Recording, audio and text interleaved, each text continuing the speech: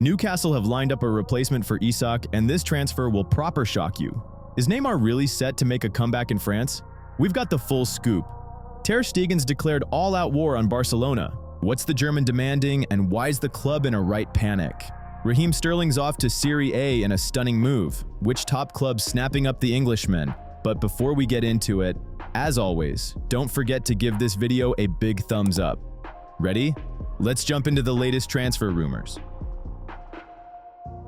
It looks like a massive scandal is brewing in Newcastle, and right at the heart of it is Alexander Isak, the bloke who basically dragged the Magpies into the Champions League and delivered their first trophy in a century with that League Cup win. The Swede's reportedly fuming at the club's bosses and has straight up told them he wants out. And the reason? It's that all-too-familiar stitch-up. Back last summer, when Isak was carrying the team on his back, they promised him a shiny new contract. You know, mate, you're our star, we value you. It'll all be sorted on paper soon.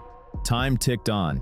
In March 2024, the old co-owners Amanda Stavely and Mehrdad Godusi reassured him again, "Alex, chill, the deal's in the works, it'll be top-notch." Isak must have bought it. Then, 4 months later, that pair bailed on the club. In comes the new sporting director, Paul Mitchell, who takes one look at the files and goes, "Hang on a sec, this lad's got 4 years left and he's already one of the highest paid. What new contract?" That's when Isak apparently lost it completely. It's not just about the cash, though he rightly reckons his wages are way below market value for a player of his caliber. The real kicker is the attitude. They've been lying to his face for months. Promises made, then acted like it never happened. On top of that, Isak sees the Saudi owners aren't exactly rushing to show ambition. He wants to chase titles, which means reinforcements, top signings, but the club's dithering, missing target after target in the transfer window. And right on cue, Liverpool pops up on the radar. The Reds have been tracking the Swede for ages, and now's the perfect time for a move. Isak's made it clear he fancies Anfield. Yeah, Liverpool splashed out this summer on Wirtz, Frimpong, and even Hugo Ekitike, but word is they've still got wiggle room under financial fair play, especially if they offload Darwin Núñez or Harvey Elliott.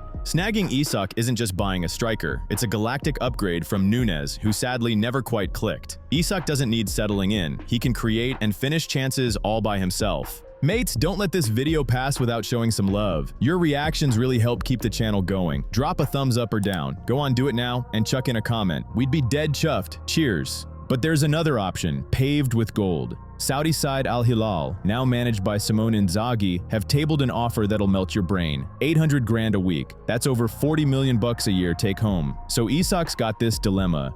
On one hand, Liverpool, a legendary club, the world's best league, scrapping for the biggest prizes and a shot at etching his name in the history books. On the other, Al Hilal and enough dosh to set up his great-great-grandkids. But the player himself seems keen to keep competing at the absolute top level. What about Newcastle? They're eyeing Benjamin Šeško as a possible replacement. Eddie Howe needs to pull out all the stops with his silver tongue to convince the Swede to stay at least another year. But let's be real, the train's left the station. As they say over here, if someone's willing to stump up 200 million for a player who genuinely wants to go, you can't stand in his way. Just thank him for everything and rebuild. No one's bigger than the club. That's true. But clubs shouldn't treat their best players like that either. Newcastle dug this hole themselves. Now they've got to let go of the guy who could have been their legend for years. For Liverpool, though, it's a jackpot.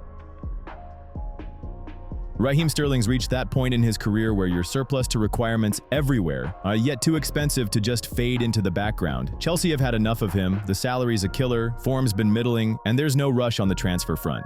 But a ray of light's emerging from Italy. Naples, to be precise. According to Fabrizio Romano, Sterling's been put forward to Napoli of late. Not casually either. The club's properly weighing him up. Antonio Conte's on the hunt for seasoned pros, and Raheem, whether you rate him or not, can still fill a role out on the wing. Let's jog our memories on the journey here. Post-Man City breakup, Sterling pitched up at Chelsea, tipped to lead the line and star in their plans. What we got was underwhelming, charging around, hitting the deck, coughing up possession for a cool 300,000 weekly. The Arsenal loan?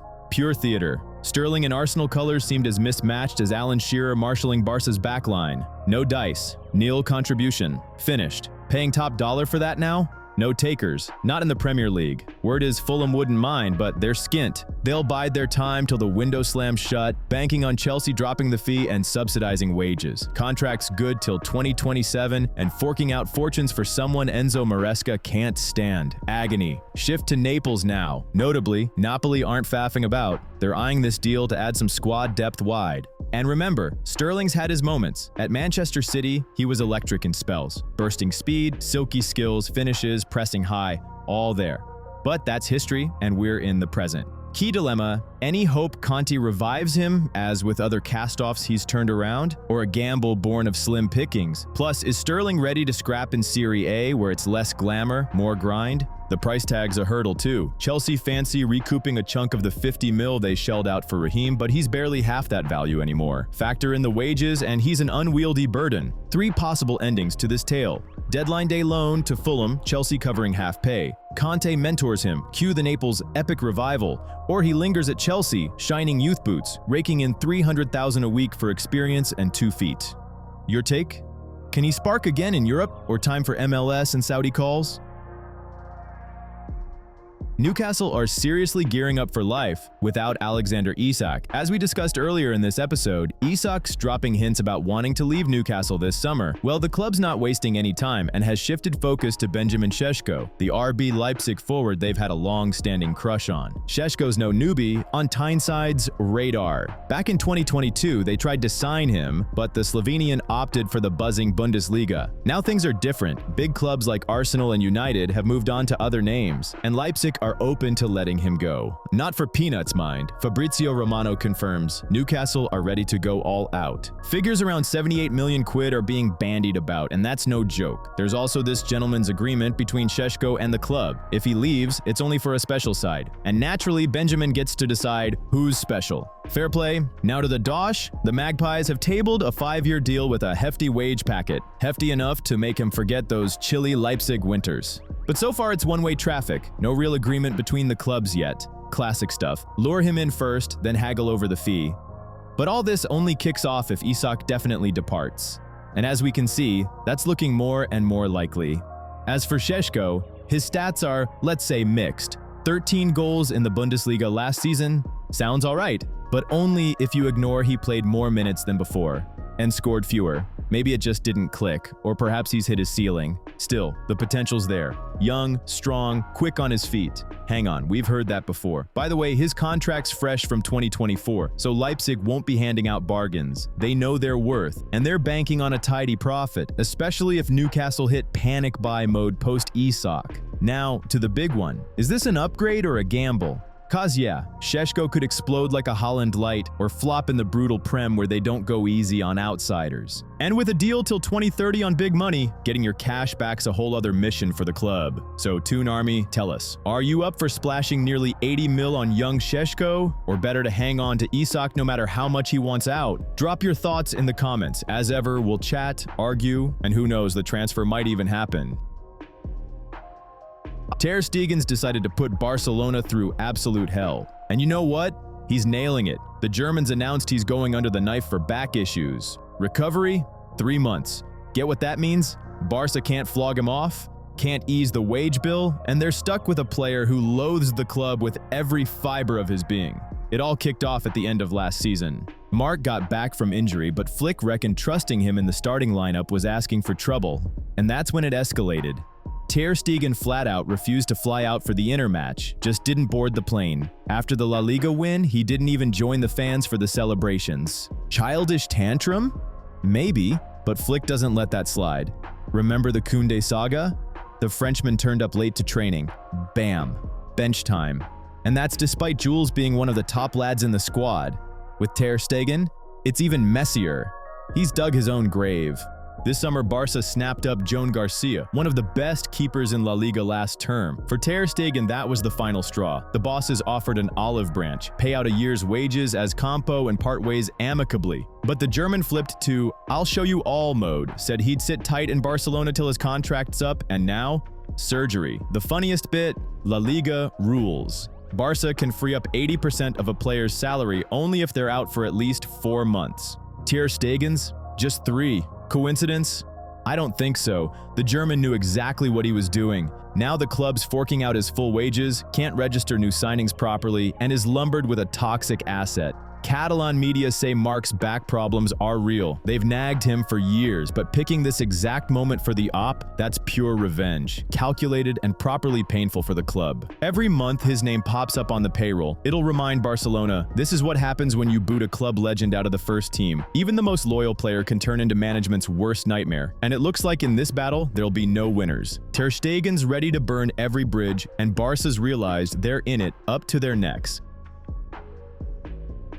The French press are merrily announcing Marseille are eyeing a swoop to bring the Brazilian back to the continent. Not on a whim either, but for a genuine venture where Ney becomes the talisman and sparkles anew, reminiscent of his heyday. Or at least make an effort over a couple of months, or a few weeks, or one fixture. Broadly, the narrative is Neymar's primed for elite action again, given the World Cup's looming in a year, and pottering around Brazilian venues with meager gaits won't sharpen him for the big dance. Not when weeks revolve around the medical bay and rubs. And Marseille, bizarrely enough, look poised to hand him the arena. But candidly, after 18 months of zilch, can Neymar truly elevate a team? Nay, elevate one gunning for Europe? Recap for the absent. In Al Hilal colors, Neymar was the emperor of ailments, braces, and dashed hopes. One outing per 35 million euros, one net bulger per 250. Offstage, Al Hilal's number cruncher weeps softly at the ink on that paper. Post those jaunts on black gold, the Brazilian opted for a career refresh and returned to familiar turf at Santos. Homely, heartfelt, but scarcely dynamic.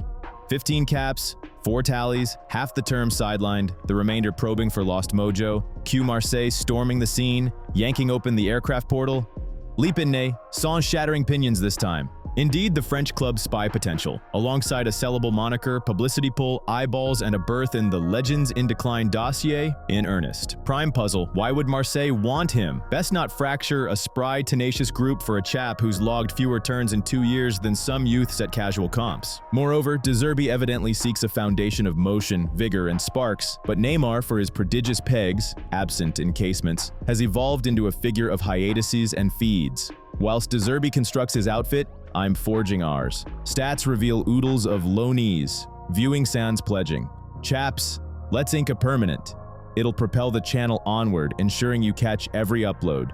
Tap subscribe. Enlist. Hence, we hover at the threshold of Neymar's next chapter. The switch, afresh. Ludicrous yet plausible. Marseille desire a blockbuster buzz, Faithful desire faith, and Ney desires a Brazil birth. Sans a robust competitive canvas, he risks exclusion. Plus, his salary. Sources claim 20 million euros in Brazil. Europe seldom lavishes such on weathered limbs. Thus Ney, reign in the greed or linger as the idol of native diehards forking out for suo tops. The pact may boom, but it'll be tangled. Myriad ifs.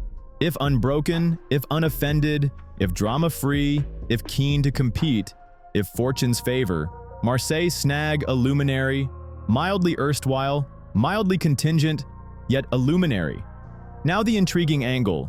Should Olympique dabble in this yarn? Legit reinforcement or posh trinket for a campaign? Jot in comments, we'll dissect it.